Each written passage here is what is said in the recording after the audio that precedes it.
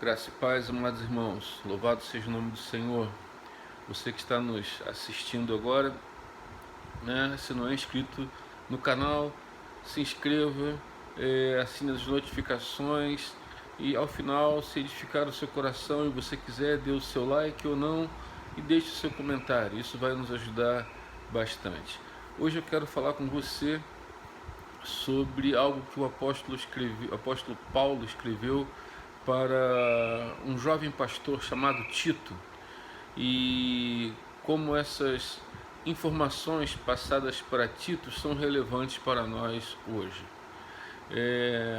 Lá no capítulo 3, verso 1 em diante, se você quiser acompanhar na sua Bíblia, é só pegá-la, ou então acompanha aí que eu vou recitar aqui para você.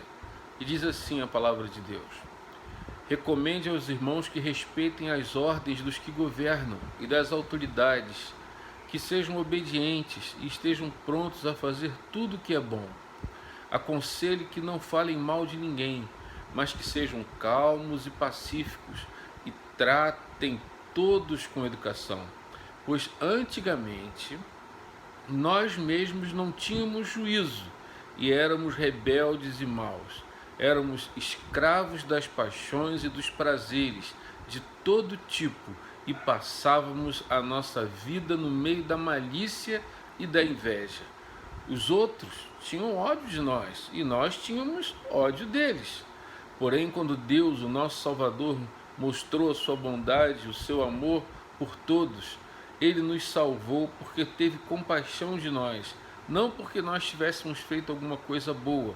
Ele nos salvou por meio do Espírito Santo que nos lavou, fazendo com que nascêssemos de novo e dando-nos uma nova vida. Deus derramou com generosidade o seu Espírito Santo sobre nós por meio de Jesus Cristo, o nosso Salvador. E fez isso para que pela sua graça nós sejamos aceitos por Deus e recebamos a vida eterna que esperamos. Esse ensinamento é verdadeiro. Olha só que coisa interessante. Numa época que nós vivemos uma crise de autoridade, se a gente obedece ou não, gente que fala mal, gente que fala bem, né? Pessoas que abertamente descumprem ordens, outros que procuram obedecê-lo. Ou seja, nós vivemos numa época de conflito, uma crise de respeito às autoridades. Primeiro, porque muitas vezes elas não se dão ao respeito. Segundo, porque muitas vezes nós não nos damos o respeito de respeitá-las e obedecer às ordens que são de fato lícitas e boas. Ora, o apóstolo Paulo, ele diz que nós estejamos prontos sempre para manter uma conduta reta, uma conduta que seja íntegra, para que tudo aquilo que fizermos, venhamos a fazer, seja algo bom. E é assim que eu e você devemos nos comportar, né? Como eu já disse aqui em outros vídeos, nós temos sim um compromisso com Deus e vivemos uma história dirigida por Deus. E nós temos que aprender a viver uma vida equilibrada no meio dessa confusão que está na nossa sociedade. Então, Paulo aconselha, olha, não falem mal de ninguém, por mais que mereça, né? Não fale mal. Eu tenho dito que se você não pode falar algo bom, não fale nada. Ou seja, temos que manter, como o apóstolo disse, a calma, um coração pacífico e tratar a todos com educação e respeito. Vivemos numa sociedade altamente beligerante, ou seja, brigas, conflitos, ninguém respeita ninguém. Nós estamos prontos para brigar por aquilo que achamos certos. Vimos aí recentemente a ONG Rio de Paz fez lá 100 sepulturas na praia de Copacabana, colocou cruz, aí veio um, derrubou tudo, aí veio outro e colocou, ou seja, uma briga, as pessoas estão sedentas por sangue. Nós não podemos entrar nesse clima. Porque, como o apóstolo Paulo mesmo diz, antigamente nós mesmos não tínhamos juízos, éramos rebeldes e maus. Ou seja, temos que manter juízo numa hora como essa. Temos que manter a tranquilidade, o ódio, a raiva, são atitudes irracionais, fazem parte das paixões e dos prazeres de uma vida que não pertence a um homem e uma mulher de Deus. E o apóstolo Paulo diz: nós éramos escravos das paixões e dos prazeres de todo tipo e vivíamos a nossa vida na malícia e na inveja. E nós odiávamos as pessoas e as pessoas também nos odiávamos. Hoje não é esse o nosso comportamento. Nós temos que amar mesmo aqueles que nos odeiam. É a recomendação cristã. Amar e orar até por aqueles que nos perseguem. Porque foi nesse clima de perdição, de desencontro, de ódio, de desorientação, que a graça de Deus se manifestou bondosa para com todos nós. E Ele teve compaixão de nós, não porque nós tivéssemos feito alguma coisa boa, não. Porque a salvação é pela graça, não é por aquilo que eu faço, senão ninguém seria salvo. É compaixão divina. Ele nos salvou por meio do seu Espírito, que tocou no nosso coração, administrou o sangue de Jesus sobre os nossos pecados, nos purificou, nos lavou e nos fez nascer de novo, uma nova vida. Olha, é assim que temos que ser, uma nova vida. O velho Edson ficou para trás. Depois da cruz, uma nova pessoa, uma nova vida, um novo caráter, uma nova conduta, uma nova maneira de pensar, ter um coração que saiba amar, respeitar, pacífico e fazer uma leitura correta, racional e de amor da situação. Nós temos que parar de ficar brigando pela razão, mas entender que ela vai se estabelecer por si mesma, porque é assim que Deus faz. E Paulo ainda diz assim para Tito: olha, Deus derramou com generosidade o seu Espírito Santo sobre nós por meio de Jesus Cristo, nosso Salvador. Ou seja, ninguém vai ficar para sempre aqui. As pessoas estão brigando por situações temporais. Agora, nós devemos viver uma vida que é uma construção para a eternidade. E Ele fez isso pela sua bondosa graça, a fim de que nós viéssemos ser aceitos por Deus e recebêssemos a vida eterna que tanto esperamos. E olha que bênção, vamos receber um novo corpo, vamos receber um novo lar e vamos viver para sempre.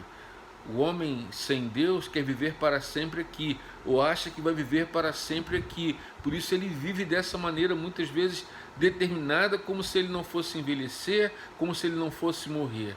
E olha, a vida é uma mera vaidade.